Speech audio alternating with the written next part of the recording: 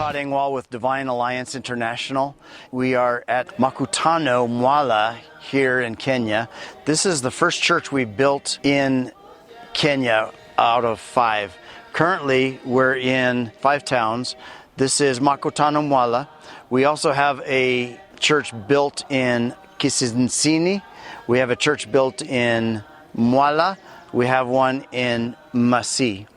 So right now, we're standing next to a building. We build these metal church buildings as a temporary building. And we're on a property right now where we have room to build our medical clinic.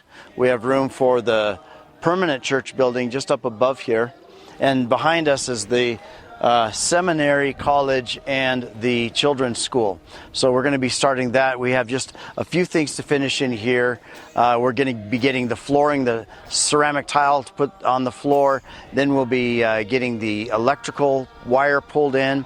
We'll be finishing the windows. We got to get the glass in the windows, and then we can start classes there using that building. So we're very close there. We've been here for 2 years and been able to see God work. Pastor Samuel Kyoko is building this with his team here. He's done such a great job. He has pastors in each of the churches, students that have been training with him. Pastor Samuel says you're not going to learn how to swim without being in the water.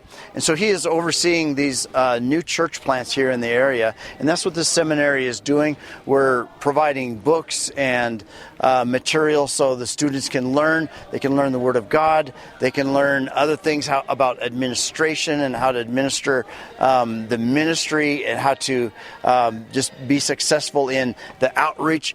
Each of the churches that we're planting now has other areas where we're also going to expand into, and that's pretty exciting as well. So within a few years, we're hoping to have over 20 churches in place in the area, in the Machakos County here. So we're looking forward to seeing what God's going to do here. This is an incredible hub. This is a central area. Makutano, the word Makutano means junction. One of the main challenges in the community is water. We do not have a well. They call the very deep wells, will probably be over 100 meters deep. They call them borehole wells here in Kenya. And we are looking to get a borehole drilled here.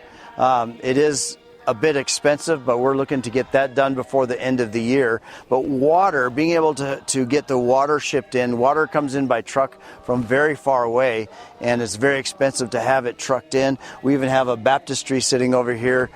We've only been able to baptize, I believe we've baptized over 100 people here locally. We've seen over 300 accept the Lord, and we're very excited about that in this area and many in the other churches. We're praying for rain here. So the challenge is there's not a lot of rain here in this arid side of Kenya.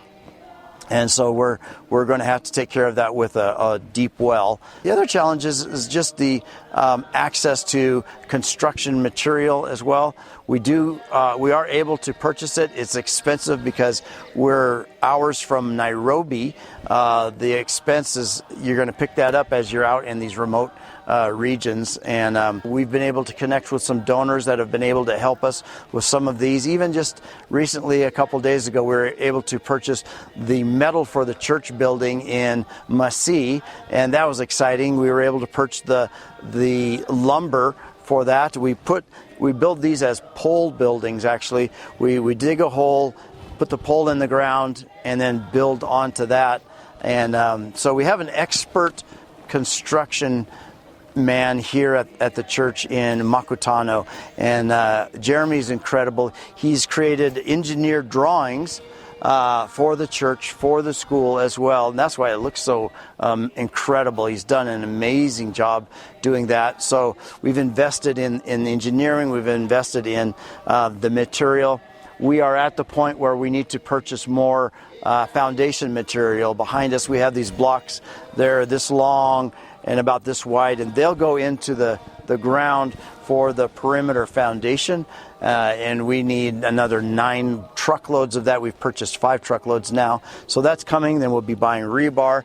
And so one of the difficult things is just buying a little piece at a time of material and waiting for it, and then just sitting and seeing what God's going to do with that. But we're looking for more donors that can help us monthly. Our biggest challenge with Divine Alliance International is our monthly donations. We need to be able to create an operating budget as well. I'm going to be flying quite frequently back and forth to Kenya here, so I can help oversee this.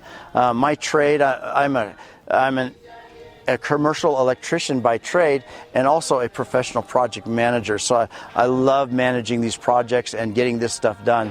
So we're doing that. One of the other things that's challenging here is lack of employment. We don't have big companies out here employing people, but our heart with Divine Alliance International is to educate entrepreneurs here that they could start their own business. When traditional employment is not available, they have to be able to start their own business. So we're helping them understand, set up frameworks, set up a business plan, even with like sewing. We're purchasing sewing machines so we can empower women entrepreneurs that they can start sewing. They'll be sewing uniforms for the schools. All the children wear uniforms. They'll be doing repairs. They'll be doing other things. And so we're looking forward to that, empowering women entrepreneurs. And if you'd like to get involved with that, we'd love to invite you to help some of these women. Some of them are widows. Their husbands have passed away. So these are some of the challenges. These are some of the things that we're going to do with the seminary. We're going to be training people in the Word. We're going to be training them to learn how to start businesses here.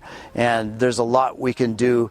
And it's incredible to impact so many lives and to see what God has done in such a short time.